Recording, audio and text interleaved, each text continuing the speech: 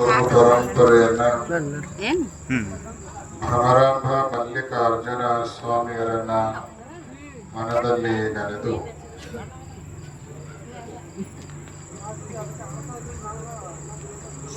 ಸುಕ್ಷೇತ್ರ ಖಾಚಾಪುರದಲ್ಲಿ ರಜತ ಮೂರ್ತಿಗಳ ಪ್ರಾಣ ಪ್ರತಿಷ್ಠಾಪನೆ, ಗುಡ್ಡಾಪುರ ದಾನಮ್ಮ ದೇವಿಯ ಪುರಾಣ, ಶ್ರೀಶೈಲ ಜಗದ್ಗುರುಗಳ ಅಡ್ಡಪಲ್ಲಕ್ಕಿ ಮಹೋತ್ಸವದ ಅಂಗವಾಗಿ ನಡೀತಾ ಇರುವಂತಹ ಈ ಕಾರ್ಯಕ್ರಮದಲ್ಲಿ ನಿಮಗೆಲ್ಲ ಮಾರ್ಗದರ್ಶನವನ್ನು ಮಾಡಿ ಸಮಯಾಭಾವದಿಂದ ಉಪದೇಶವನ್ನು ನೀಡದೆ ಸಮಯ ದಾನವನ್ನು ಮಾಡಿರುವಂತಹ ಮಳ್ಳಿಯ ಶ್ರೀಗಳವರೇ ಮತ್ತು ಆಲೂರಿನ ಶ್ರೀಗಳವರೇ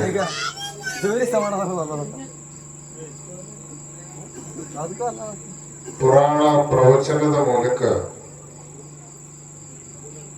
ಅದ್ಭುತವಾದ ಸಂಘಟನೆಯನ್ನ ಮಾಡಿರುವಂತಹ ಖ್ಯಾತ ಪುರಾಣ ಪ್ರವಚನಕಾರರಾದ ಜೇರಟಗಿಯ ವೇದಮೂರ್ತಿ ಮಡಿವಾಳಯ್ಯ ಶಾಸ್ತ್ರಿಗಳವರೇ, ಕಟ್ಟಿ ಸಂಗಾವಿಯ ಗವಾಯಿಗಳನ್ನ ಮೊದಲುಗೊಂಡು ಎಲ್ಲ ಸಂಗೀತ ಕಲಾ ಬಳಗವೇ,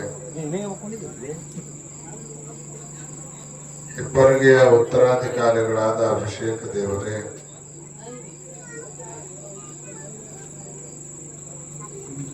ಇಲ್ಲಿಯ ಧಾರ್ಮಿಕ ಕಾರ್ಯಗಳಿಗಾಗಿ ಬಹುದೊಡ್ಡ ವ್ರತವನ್ನು ಆಚರಿಸಿ ನಿಮ್ಮೆಲ್ಲರ ಮುಂದೆ ಉಪಸ್ಥಿತರಿರುವಂತಹ ಸೌಕಲ್ಯಮ್ಮ ಗೌಡ್ತಿಯವರೇ, ಧರ್ಮನಿಷ್ಠ ರಾಜಕಾರಣಿಗಳಾಗಿ ಸದಾ ಧರ್ಮದ ಜೊತೆಗೆ ರಾಜಕೀಯವನ್ನ ಮುನ್ನಡೆಸಿಕೊಂಡು ಬರ್ತಾ ಇರುವಂತಹ ದೊಡ್ಡಪ್ಪಗೌಡ ನರಿಬೋಳವರೇ, ಪುರಾಣಿಕ್ ಮಠರವರೇ,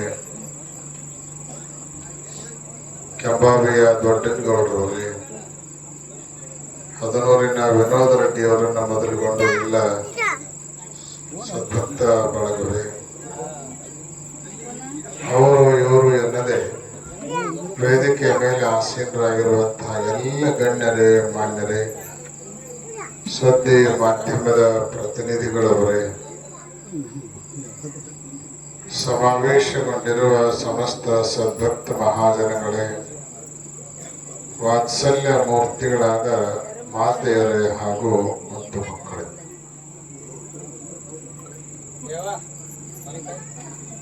ಬಹಳ ಹೊತ್ತಿನಿಂದ ಈ ಸಮಾರಂಭ ನಡೀತಾ ಇದೆ. ಸಾಕಷ್ಟು ಸಮಯ ಆಗಿದೆ. ಬಹುತೇಕ ಎಲ್ಲರೂ ಮಾತನಾಡೋದನ್ನು ಬಿಟ್ಟು ಜಲ್ದಿ ಕಾರ್ಯಕ್ರಮ ಮುಗಿಸಬೇಕು ಅಂತ ಸಮಯದಾನವನ್ನು ಕೂಡ ಮಾಡ್ಕೋತ ಬಂದಿದ್ದಾರೆ. ಬಹಳ ಸಂತೋಷದ ಸಮಾಚಾರ ಏನು ಅಂದ್ರ, ಮ್ಯಾಲ ಕುಳಿತವ್ರಿಗೆ ಸಮಯ ಆಗ್ಯದ ಹೊರತು ಮುಂದೆ ಕುಂತವ್ರಿಗೆ ಇನ್ನೂ ಸಮಯ ಆಗಿಲ್ಲ ಅನ್ನೋ ರೀತಿಯಲ್ಲಿ ಬಹಳ ಉತ್ಸುಕತೆಯಿಂದ ನೀವೆಲ್ಲ ಕುಳಿತುಕೊಂಡಿದ್ದೀವಿ. ಈ ಸಮಾರಂಭದ ಪೂರ್ವದಲ್ಲಿ ಭವ್ಯ ದಿವ್ಯವಾಗಿರುವಂತಹ ಪುರ ಉತ್ಸವವನ್ನ ನೀವೆಲ್ಲ ಮಾಡಿದ್ದೀರಿ. ಬಹುತೇಕ ನಿಮ್ ಊರಿನ ಸಂಧಿ ನೋಡಿದ್ರೆ ಬಹಳ ಸಣ್ಣ ಸಣ್ಣ ಪಲ್ಲಕ್ಕಿ ಹೆಂಗ ಹೋಗ್ತದಪ್ಪ ಅಂತ ನಾವು ಪಲ್ಲಕ್ಕಿ ಕುತ್ಕೊಂಡು ಚಿಂತೆ ಮಾಡ್ತಿದ್ವಿ.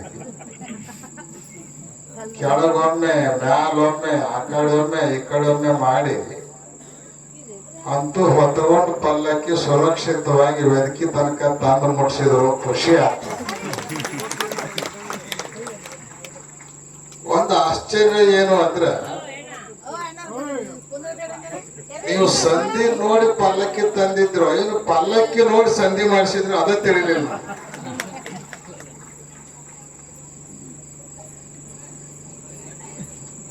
ಯಾಕಂದ್ರ ದೊಡ್ಡ ಸಂಧಿ ಬಂತು ಅಂದ್ರ ಪಲ್ಲಕ್ಕಿ ದೊಡ್ಡದಾಗ ಕಾಣಿಸ್ತಿತ್ತು ನಿಮ್ಮನ್ನೆಲ್ಲ ನೋಡಿದಾಗ.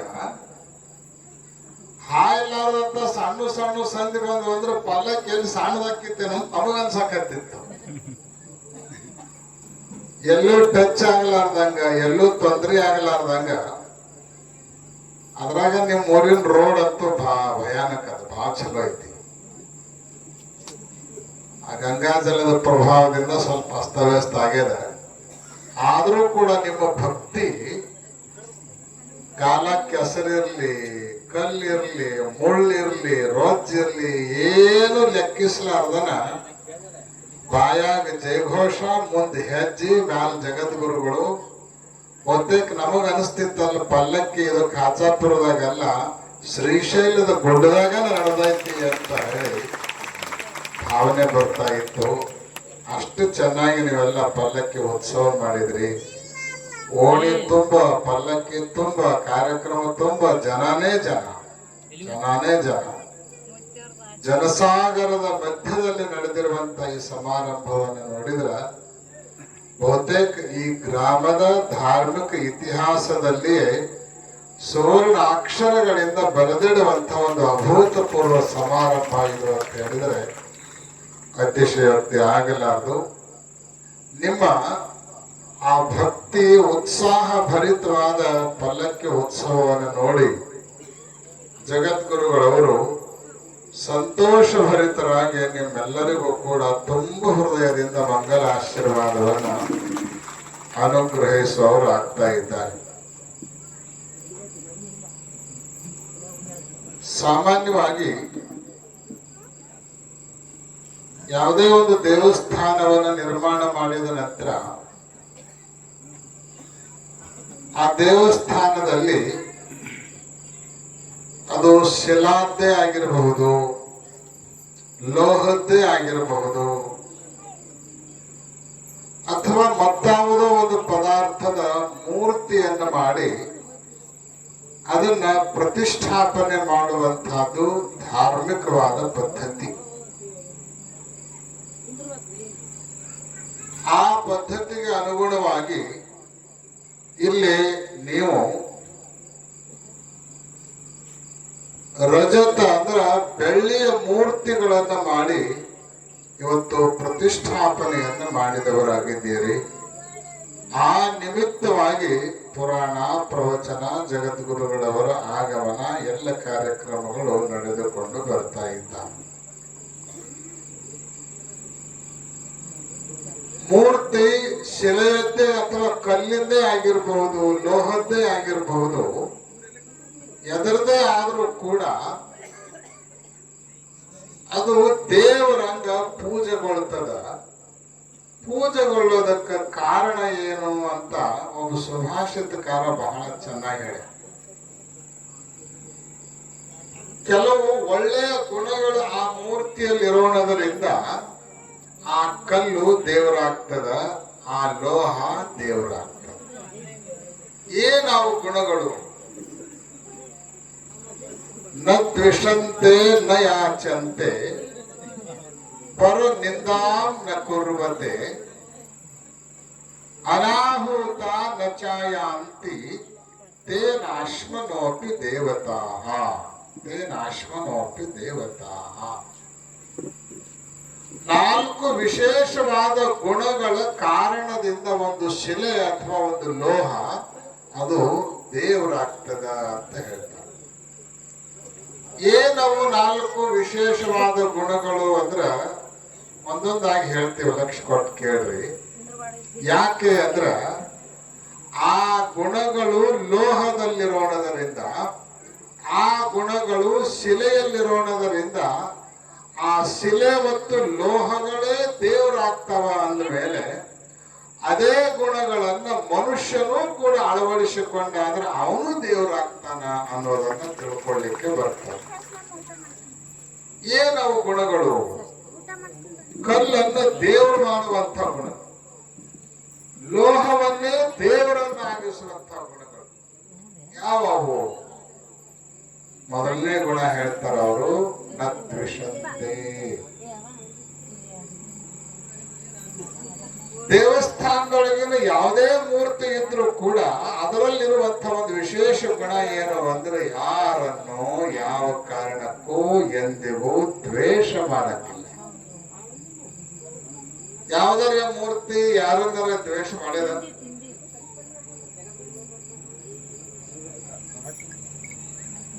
ಒಂದೇ ದೇವಸ್ಥಾನದಲ್ಲಿ ಅನೇಕ ಮೂರ್ತಿಗಳನ್ನು ಕೂಡ ನೀವು ಇಡ್ತೀರಿ, ಆದ್ರೆ ಆ ಮೂರ್ತಿಗಳು ಪರಸ್ಪರ ಎಂದು ದ್ವೇಷ ಮಾಡಂಗಿಲ್ಲ.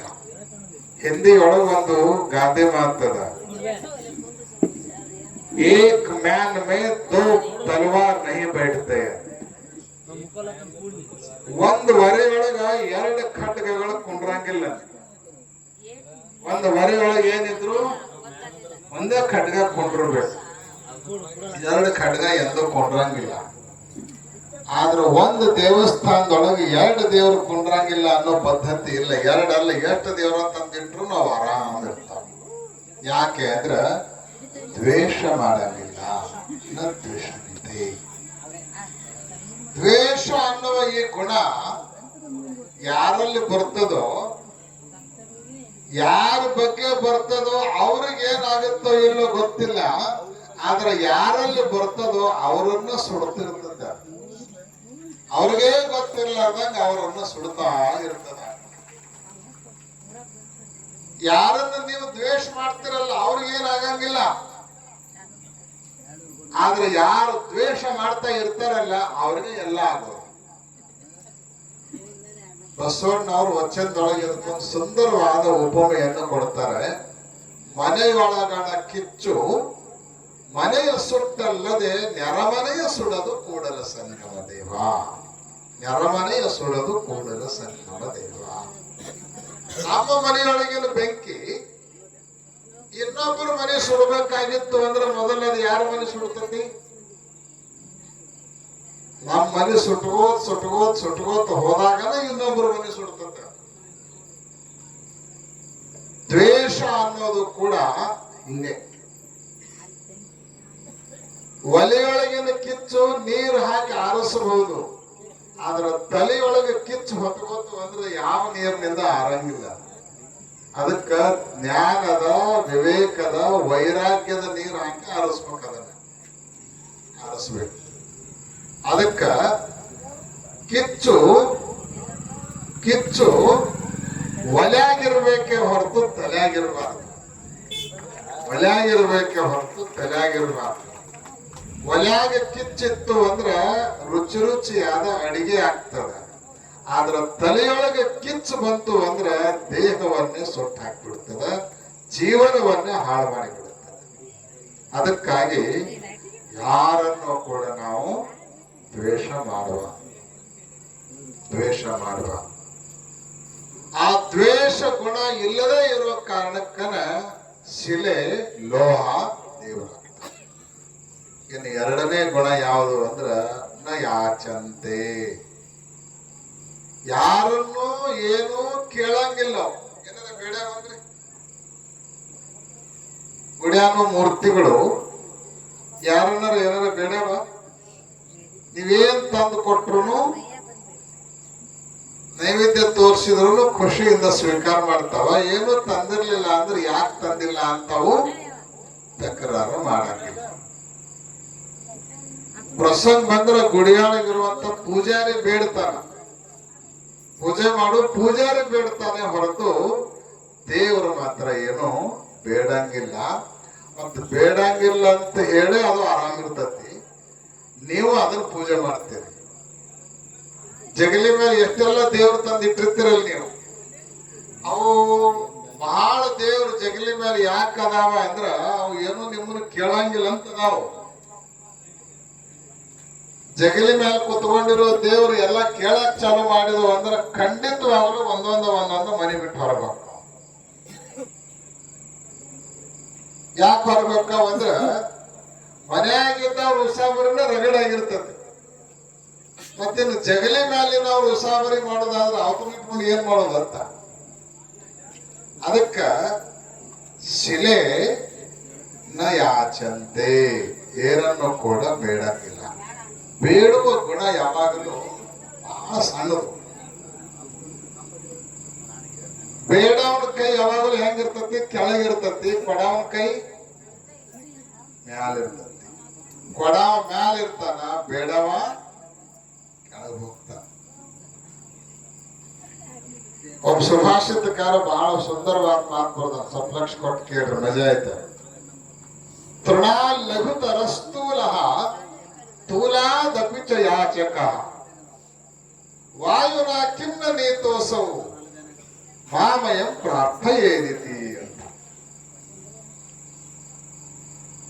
ಹುಲ್ಲಿಗಿಂತಲೂ ಹತ್ತಿ ಹಳ್ಳಿ ಬಹಳ ಹಗರದು, ಹೌದಿಲ್ಲ?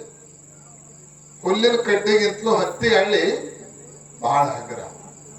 ತೃಣಾ ಲಘುತರಸ್ತೂಲ, ಆ ಹತ್ತಿ ಹಳ್ಳಿಗಿಂತಲೂ ಒಂದು ಹಗುರತ್ತು. ಯಾರು ಅಂದ್ರೆ ಬೇಡ್ಕೊಳ್ಳವ. ಬೇಡು ಮನುಷ್ಯ ಹತ್ತಿ ಹಳ್ಳಿಗಿಂತಲೂ ಹಗುರತ್ತ. ಮುಂದೆ ಅವನ ಪ್ರಶ್ನೆ ಮಾಡ್ತಾನ, ಅಲ್ಲ ಹುಲ್ಲು ಕಡ್ಡಿಗಿಂತಲೂ ಹತ್ತಿ ಹಳ್ಳಿ ಹಗರ, ಮತ್ತು ಹತ್ತಿ ಹಳ್ಳಿಗಿಂತಲೂ ಬೇಡುವ ಮನುಷ್ಯ ಹಗರ ಅಂದ್ರ ಮತ್ತೆ ಗಾಳಿ ಯಾಕೆ ಇವನು ತಗೊಂಡು ಹೋಗಿಲ್ಲ?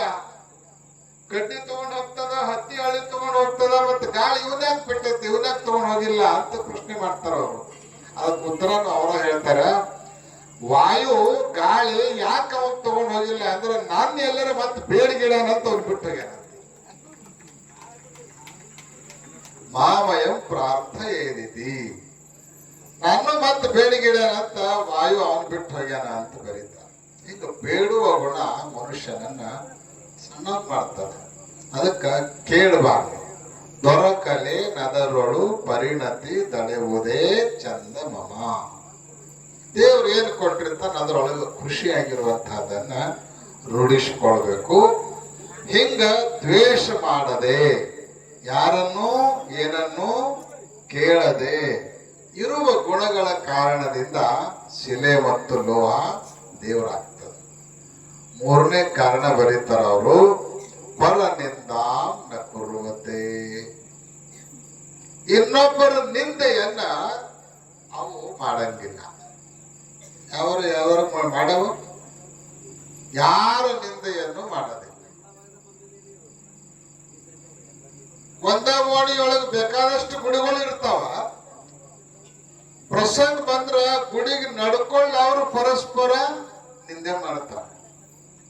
ಗುಡಿಯೊಳಗಿರೋ ಅರ್ಚಕರ ನಿಂದೆ ಮಾಡ್ತಾರ. ಗುಡಿ ಕಮಿಟಿ ಅವ್ರು ಬೇಕು ಅಂದ್ರೆ ನಿಂದೆ ಮಾಡ್ತಾರ. ಗುಡಿಗೆ ಬರೋರು ಹೋಗೋರು ನಿಂದೆ ಮಾಡ್ತಾರ. ಗುಡಿಯೊಳಗಿರೋ ದೇವ್ರು ಮಾತ್ರ ಯಾರನ್ನು ನಿಂದೆ ಮಾಡಂಗಿಲ್ಲ. ಅವ ನಿಂದೆ ಮಾಡಂಗಿಲ್ಲ ಅಂತಾನೆ ದೇವರಾಗ್ಯಾವ. ನಿಂದೆ ಮಾಡೋ ಕಾರಣಕ್ಕಾಗೇನೆ, ನಿಂದೆ ಮಾಡೋದಂದ್ರೆ ಏನು? ಇನ್ನೊಬ್ಬರ ಬಗ್ಗೆ ಆಡ್ಕೊಳ್ಳೋದು. ಕೆಲವೊಬ್ಬರಿಗೆ ತಮ್ಮ ಮನೆ ಊಟ, ತಮ್ಮ ಮನೆ ನೀರು, ತಮ್ಮ ಮನೆ ಮುಂದಿನ ಕಟ್ಟಿ ಕುಂತಿರ್ತಾರ. ಮಾತಾಡಕ್ ಶುರು ಮಾಡಿದ್ರೆ ಬಾಯಾಗ ಮಾತ್ರ ಇನ್ನೊಬ್ಬರದೇ ಇರ್ತಾವ. ಹಾಗೆ ಕರ್ಗಾತು, ಗುಬ್ಬಿ ಬೆಳ್ಳಗಾತು, ಅವ ಹೆಂಗಾದ, ಇವ ಹಂಗಾದ, ಏನಾಗುದ ತಗೊಂಡದ್ರಿಂದ. ಪರಚಿಂತೆ ನಮಗೆ ಕೈಯ, ನಮ್ಮ ಚಿಂತೆ ನಮಗೆ ಸಾಲದು. ಕೂಡಲ ಸಂಗಮ ದೇವ ಒಲಿದಾನೋ ಒಲಿಯನೋ ಎಂಬ ಚಿಂತೆ ಹಾಸರುಂಟು ಅದೇಲಿಟ್ಟು ಅಂತರ ಬಸವಣ್ಣ. ಅದಕ್ಕ ಇನ್ನೊಬ್ಬರ ನಿಂದೆಯನ್ನು ಮಾಡುವ. ನಿಮಗೇನಾದ್ರೂ ಇನ್ನೊಬ್ಬರ ಬಗ್ಗೆ ಮಾತಾಡ್ಲಿಕ್ಕೆ ಸಮಾಧಾನ ಆಗಲಾರ್ದಂಗಿತ್ತು ಅಂದ್ರ, ಕೆಲವ್ರಿಗೆ ಹಂಗ ಅಭ್ಯಾಸ ಆಗಿರ್ತದ. ಮಾತಾಡ್ಲಿಕ್ಕೆ ಸಮಾಧಾನನೂ ಆಗಂಗಿಲ್ಲ, ಹಸಿವು ಆಗಂಗಿಲ್ಲ, ಊಟನೂ ಹೋಗಂಗಿಲ್ಲ. ಹಂಗೇನ್ರ ಪರಿಸ್ಥಿತಿ ಇತ್ತು ಅಂದ್ರ ಇನ್ನೊಬ್ಬರಲ್ಲಿರುವಂತಹ ಒಳ್ಳೆಯದನ್ನ ಮಾತಾಡಬೇಕೆ ಹೊರತು ಕೆಟ್ಟದ್ದನ್ನು ಮಾತಾಡಬೇಕು. ಏನಾಗುತ್ತೆ ಅದರಿಂದ ಅಂತ ಕೇಳಿದ್ರ, ಒಂದು ಗಾದೆ ಮಾತು ಇತ್ತು ನೋಡ್ರಿ, ವೇದ ಸುಳ್ಳಾದ್ರೂ ಗಾದೆ ಸುಳ್ಳಾಗಂಗಿಲ್ಲ ಅಂತ. ಗಾದೆ ಮಾತು ಏನ್ ಹೇಳ್ತದೆ ಅಂದ್ರ, ಮಾಡಿದವರು ಪಾಪ, ಆಡಿದವ್ರ ಬಾಯಾಗ. ಇನ್ನೊಬ್ರು ಮಾಡಿದ ಕೆಟ್ಟದ್ದನ್ನ ನೀವೇನಾದ್ರೂ ಆಡ್ಕೊಂಡ್ರಿ ಅಂದ್ರ ಪಾಪ ಅವ್ರು ಮಾಡ್ತಾರ, ಆ ಪಾಪದ ಫಲ ನಿಮಗ್ ಸಿಗ್ತದೆ. ಇನ್ನೊಬ್ಬರು ಮಾಡಿದ ಒಳ್ಳೇದನ್ನ ನೀವೇನಾದ್ರೂ ಮಾತಾಡಿದ್ರಿ ಅಂದ್ರ ಅವರು ಮಾಡಿದ ಪುಣ್ಯದ ಫಲ ನಿಮ್ಗೆ ಸಿಗ್ತದೆ. ಪುಣ್ಯದ ಫಲ ತಗೊಳ್ಳೋದು ಚಲೋನ, ಪಾಪದ ಫಲ ತಗೊಳ್ಳೋದು ಚಲೋನ? ಪುಣ್ಯದ ಫಲ ತಗೊಳ್ಬೇಕು ಅಂದ್ರ ಇನ್ನೊಬ್ಬರ ಬಗ್ಗೆ ಒಳ್ಳೆಯದನ್ನ ಮಾತಾಡ. ಅವ್ರೇನಾದ್ರೂ ಒಳ್ಳೆಯದ, ಈ ಜಗತ್ತಿನೊಳಗ ಯಾವ ಒಳ್ಳೆಯ ಗುಣ ಇಲ್ಲದೆ ಇರುವಂತ ಮನುಷ್ಯನೇ ಇಲ್ಲ. ಒಂದಿಲ್ಲ ಒಂದು ಒಳ್ಳೆಯ ಗುಣ ಅವನ ಹತ್ರ ಇದ್ದೇ ಇರ್ತದೆ. 100ರೊಳಗೆ 99 ಕೆಟ್ಟ ಗುಣ ಅದಾವ ಅಂದ್ರೂ ಕೂಡ ಒಂದು ಗುಣನೇ ಒಳ್ಳೇದಿದ್ದೇ ಇರ್ತದೆ. ಆ 99 ಬಿಡೋದು ಒಂದೇ ಆಡೋದು, ಒಂದೇ ಹಿಡ್ಕೊಳ್ಳೋದು. ಹಿಂಗಾದಾಗ ಅವರು ಮಾಡಿರುವಂತ ಪುಣ್ಯದೊಳಗೆ ನಮಗ್ ಪಾಲ್ ಸಿಗ್ತದೆ ಹೊರತು ಪಾಪದೊಳಗೆ ನಾವು ಭಾಗಿಯಾಗಂಗಿಲ್ಲ. ಅದಕ್ಕಾಗಿ ಪರನಿಂದ ನ ಕುರ್ವತೆ 3ನೇ ಗುಣ. ಇನ್ನು 4ನೇ ಮಾತು ಹೇಳ್ತಾರ ಅವರು, ಅನಾಹುತ ನಚಾಯ ಅಂತ. ಕರೀಲಾರ್ದ ಬರಂಗಿಲ್ಲ. ಯಾವುದೇ ಮೂರ್ತಿ ಆದ್ರೂ ನೀವು ತಗೊಂಡ್ ಬರ್ಲಾರ್ದ ಬಂದಾಗ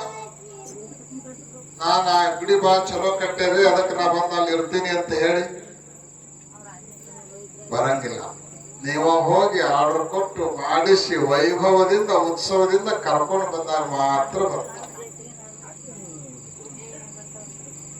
ನಾವು ಯಾರದಾರೆ ಮನೆಯೊಳಗಿನ ಕಾರ್ಯಕ್ರಮದೊಳಗ ಅದ್ರಾಗ ಸಂಬಂಧಿಕರು ಬೀಗರು ಬಿಚ್ಚರು ಇದ್ರು ಅಂದ್ರೆ ಕರೀಲಿಲ್ಲ ಅಂದ್ರೆ ಅದ ಒಂದ್ ದೊಡ್ಡ ಜಗಳ. ಕರೀಲ್ಲ ಅನ್ನೋದಕ್ಕೆ ದೊಡ್ಡ ಜಗಳ. ಕರೆದ್ರು ಸರಿ, ಕರೆದೇ ಇದ್ರು ಸರಿ, ಕರೆದ್ರೆ ಮಾತ್ರ ನಾವು ಹೋಗ್ಬೇಕು. ವೀರಭದ್ರ ಹುಟ್ಟಿದ್ ಎದಕ್ ಗೊತ್ತ ನಿಮಗ? ಶಿವನ ಅರ್ಧಾಂಗಿನಿಯಾಗಿರುವಂತಹ ದಾಕ್ಷಾಯಣಿ ತವರು ಮನೆಯಿಂದ ಕರೀಲಾರ್ದನ ಹೋಗ್ಲಿಕ್ಕೆ. ದಕ್ಷ ಬ್ರಹ್ಮ ಕರೀಲಿಲ್ಲ. ನನ್ನ ತವ್ರ ಮನೆ ನಾ ಹುಟ್ಟಿ ಬೆಳೆದ ಊರು ನನ್ನ ಕರಿಬೇಕು ಅಂತ ಹೇಳಿ ಶಿವ ಬ್ಯಾಡ ಅಂದ್ರೂ ಕೂಡ ಅಲ್ಲಿ ಹೋದ್ಲು. ಶಿವನ ನಿಂದೆ ನಡೀತಾ ಇತ್ತು. ಸಹನ್ ಮಾಡ್ಕೊಳ್ಳಿಕ್ ಆಗಲಿಲ್ಲ. ಎದ್ದೆಕೊಂಡದೊಳಗೆ ಹಾರಿಬಿಟ್ಟು. ಯಾಕ? ಕರೀಲ ಅಂತ ಹೋದಕ್ಕೆ. ಕರೀಲ ಅಂತ ಹೋದಕ್ಕೆ. ಕರೆದಿಲ್ಲ ಅಂತ ಚಿಂತೆನೂ ಮಾಡಂಗಿಲ್ಲ. ಇನ್ನು ಕರೆದಿಲ್ಲ ಅಂದ್ರೂ ಕೂಡ ಅಲ್ಲೇ ಹೋಗಬೇಕು ಅಂತ ಹಠನೂ ಮಾಡಂಗಿಲ್ಲ. ಕರೆದ್ರು ಸರಿ, ಬಿಟ್ರು ಸರಿ, ನಮ್ಮ ಪಾಡಿಗೆ ನಾವು ಆರಾಮಿರಬೇಕು ಅಂತ ಖುಷಿಯಿಂದ ಇರೋದನ್ನ ರೂಢಿಸ್ಕೊಳ್ಬೇಕು. ಹಿಂಗ ಈ 4 ಗುಣಗಳು ಶಿಲೆಯಲ್ಲಿ, ಲೋಹದಲ್ಲಿ ಇರೋಣದರಿಂದ. ಯಾವ 4 ಗುಣಗಳು? ದ್ವೇಷ ಮಾಡಂಗಿಲ್ಲ, ಬೇಡಂಗಿಲ್ಲ, ಇನ್ನೊಬ್ಬರ ನಿಂದೆಯನ್ನ ಮಾಡಂಗಿಲ್ಲ, ಕರೀಲಾರ್ದ ಹೋಗಂಗಿಲ್ಲ. ಈ 4 ಗುಣಗಳು ಆ ಶಿಲೆಯಲ್ಲಿರೋಣದರಿಂದ ಅವು ದೇವರಾಗ್ತವ. ಇವೇ 4 ಗುಣಗಳನ್ನ ನೀವು ಅಳವಡಿಸಿಕೊಂಡ್ರೆ ನೀವು ದೇವರಾಗ್ತೀರಿ. ನೀವು ದೇವರಾಗ್ತೀರಿ. ನಮ್ಮನ್ನು ದೇವರನ್ನಾಗಿಸುವಂತಹ ಶ್ರೇಷ್ಠವಾದ ಗುಣಗಳು ಇವದವ. ಈ ಗುಣಗಳನ್ನ ಅಳವಡಿಸಿಕೊಳ್ಬೇಕು ಅನ್ನೋ ಕಾರಣಕ್ಕಾಗೇನೆ ಶಿಲೆಯಿಂದ, ಲೋಹದಿಂದ ಮೂರ್ತಿಯನ್ನು ಮಾಡಿ ಗುಡಿಯೊಳಗೆ ಕೂಡಿಸಿರ್ತಾರೆ. ನಮ್ಮಲ್ಲಿ ಶ್ರದ್ಧೆ ಇತ್ತು ಅಂದ್ರ, ನಿಷ್ಠೆ ಇತ್ತು ಅಂದ್ರ, ಯಾರ ಮೂರ್ತಿಯನ್ನ ನಾವು ಮಾಡಿರ್ತೀವಲ್ಲ ಆ ವ್ಯಕ್ತಿಯಲ್ಲಿ ಯಾವ ಶಕ್ತಿ ಇರ್ತದನೋ ಆ ಮೂರ್ತಿಯಲ್ಲೂ ಅದೇ ಶಕ್ತಿ ನಮಗ್ ಪ್ರಕಟ ಆಗ್ತದ, ನಮ್ಮನ್ನು ಕಾಪಾಡ್ತದೆ. ನಮಗೆ ಶ್ರದ್ಧೆ ಇರ್ಬೇಕಷ್ಟ. ಶಿವನಲ್ಲಿ ಯಾವ ಶಕ್ತಿ ಇರ್ತದನೋ ಅದೇ ಶಕ್ತಿ ಶಿವನ ಮೂರ್ತಿಯಲ್ಲೂ ಕೂಡ ಇರ್ತದೆ. ಯಾವುದೇ ದೇವರು ಇರಲಿ, ಯಾವುದೇ ಗುರು ಇರಲಿ, ನಮ್ಮಲ್ಲಿ ಶ್ರದ್ಧಾ ಇತ್ತು ಅಂತ ಆ ಗುರುವಿನಲ್ಲಿ, ಆ ದೇವರಲ್ಲಿ ಇರುವ ಶಕ್ತಿನೇ ಮೂರ್ತಿಗಳ ಮೂಲಕನೇ ಪ್ರಕಟ ಆಗಿ ಅದು ನಮ್ಮನ್ನು ಕಾಪಾಡ್ತದೆ. ನೀವು ಮಹಾಭಾರತದೊಳಗೆ ಏಕಲವ್ಯನ ಹೆಸರು ಕೇಳಿರಲ್ಲ? ಏಕಲವ್ಯನ ಹೆಸರು ಕೇಳಿರಿ? ದ್ರೋಣಾಚಾರ್ಯರು ವಿದ್ಯಾ ಕಲಿಸಬೇಕು ಅಂತ ಅವ್ರ ಹತ್ರ ವಾದ, ಕಲಿಸಂಗಿಲ್ಲ ಅಂದ್ರು. ಆದ್ರೂ ನಾನು ನಿಮ್ಮಿಂದ ವಿದ್ಯೆ ಕಲಿತೀನಿ ಅಂತ ಅವ್ರ ಪಾದಕ್ಕೆ ನಮಸ್ಕಾರ ಮಾಡಿ ಬಂದು ತನ್ನ ಕಾಡಿನೊಳಗೆ ಒಂದು ಗಿಡದ ಕೆಳಗೆ ಕಟ್ಕೊಂಡು ದ್ರೋಣಾಚಾರ್ಯ ಮೂರ್ತಿ ಮಾಡಿ ಅದರ ಮುಂದ ಶಸ್ತ್ರಾಭ್ಯಾಸವನ್ನು ಮಾಡ್ತಾ ಇದ್ದ. ಒಂದು ಕಡೆಗೆ ಅರ್ಜುನ ದ್ರೋಣಾಚಾರ್ಯರ ಮೂಲಕನೇ ಬಿಲ್ವಿದ್ಯೆಯನ್ನು ಕಲಿತಿದ್ದ. ಏಕಲವ್ಯ ದ್ರೋಣಾಚಾರ್ಯರ ಮೂರ್ತಿಯ ಮೂಲಕ ಬಿಲ್ವಿದ್ಯೆಯನ್ನು ಕಲಿತಾ ಇದ್ದ. ಒಂದು ಸಂದರ್ಭದೊಳಗೆ ಇಬ್ರು ಎದರ ಬದರ ಆಗ್ತಾರ. ಆಶ್ಚರ್ಯ ಅಂದ್ರ ಅರ್ಜುನನು ಕಲಿಯಲಿಕ್ಕೆ ಆಗದೇ ಇರುವಂತಹ ಶಬ್ದವೇದಿ ವಿದ್ಯೆಯನ್ನು ಏಕಲವ್ಯ ಕಲಿತುಕೊಂಡಿದ್ದ. ಯಾರಿಂದ ಕಲ್ತಿದ್ದ? ದ್ರೋಣಾಚಾರ್ಯರಿಂದ ಅಲ್ಲ, ದ್ರೋಣಾಚಾರ್ಯರ ಮೂರ್ತಿಯಿಂದ ಕಲ್ತಿದ್ದವ. ಅಂದ್ರೆ ಒಂದು ಮೂರ್ತಿಯೂ ಕೂಡ ನಮ್ಮ ಜೀವನದೊಳಗ ಬದುಕಿನ ದಿಕ್ಕನ್ನೇ ಬದಲಾಯಿಸುವಂತ ಶಕ್ತಿಯನ್ನು ಪಡೆದುಕೊಂಡಿರ್ತದ ಅನ್ನೋದಕ್ಕ ಇದು ಪ್ರತ್ಯಕ್ಷವಾಗಿರುವಂತ ಸಾಕ್ಷಿ.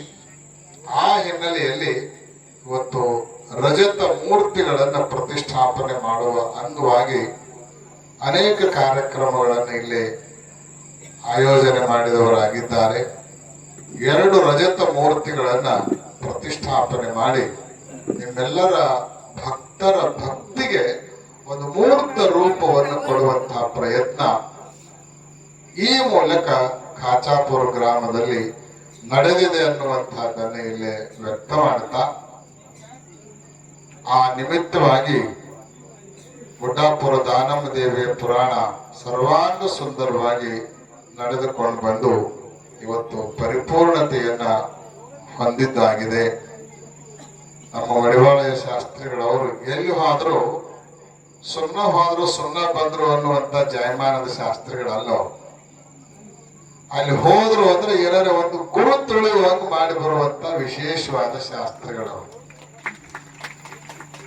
ಅಲ್ಲೇ ಜನಸಂಘಟನೆಯನ್ನು ಮಾಡಿ ಜನರಿಗೆ ಮಾರ್ಗದರ್ಶನವನ್ನು ಮಾಡಿ ಅವರೇನಾದ್ರೂ ಬರ್ಲಿಲ್ಲ ಅಂದ್ರೆ ಪ್ರಸಂಗ ಬಂದ್ರೆ ಮನೆಗೆ ಹೋಗಾದ್ರೂ ಅವ್ರನ್ನ ಕರ್ಕೊಂಡು ಬಂದು ಕಾರ್ಯಕ್ರಮವನ್ನು ಯಶಸ್ವಿ ಮಾಡುವಂತ ಒಬ್ಬ ಅಪರೂಪದ ಶಾಸ್ತ್ರಿಗಳಂದ್ರೆ ಅದು ನಮ್ಮ ಮಡಿವಾಳಯ ಶಾಸ್ತ್ರಿಗಳವರು.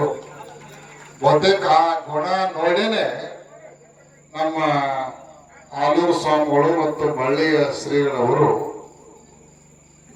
ಅವರಿಗೆ ಬರಬೇಕು ಅಂತ ಹೇಳಿ ಆದೇಶವನ್ನು ಮಾಡಿ ಈ ಪುರಾಣ ಕಾರ್ಯಕ್ರಮ ಯಶಸ್ವಿ ಆಗಲಿಕ್ಕೆ ಕಾರಣೀಭೂತರಾಗಿದ್ದಾರೆ. ಅಡ್ಡಪಲ್ಲಕ್ಕಿ ಉತ್ಸವದಲ್ಲಿ ಬಹಳ ಕಡೆಗೆ ನಾವು ನೋಡ್ತಿರ್ತೀವಿ. ನಮ್ಮನ್ನು ಪಲ್ಲಕ್ಕಿ ಕೊಂಡಿಸ್ದವ್ರು ಯಾರು ಆಜು ಬಾಜು ಇರಂಗಿಲ್ಲ. ಭಕ್ತರು ಹೊರಬೇಕು, ನಾವು ಕೊಂಡಿರ್ಬೇಕು. ಆದ್ರೆ ವಿಶೇಷ ಅಂದ್ರೆ ಎಷ್ಟೆಲ್ಲ ಕಠಿಣವಾದ ಮಾರ್ಗ ಇದ್ರೂ ಕೂಡ ನಮ್ಮ ಮಳ್ಳಿಯ ಶ್ರೀಗಳು ಪಲ್ಲಕ್ಕಿಯ ಉದ್ದಕ್ಕೂ ಜೊತೆಗೆ ಇರುವಂತಹ ಒಬ್ಬ ಅಪರೂಪವಾಗಿರುವಂತಹ ಶ್ರೀಗಳು. ಪೀಠಗಳ ಮೇಲೆ ಅವರಲ್ಲಿರುವಂತಹ ಭಕ್ತಿ ಶ್ರದ್ಧೆ ಎಂಥದ್ದು ಅನ್ನೋದು ಇದರಿಂದ ತಿಳಿದು ಬರ್ತದೆ. ನಮ್ಮ ಆಲೂರಿನ ಶ್ರೀಗಳವರು ಕೂಡ ಪೀಠಗಳ ಮೇಲೆ ಅದೇ ರೀತಿಯಾದ ಅಪಾರ ಭಕ್ತಿಯನ್ನು ಇಟ್ಕೊಂಡವರು.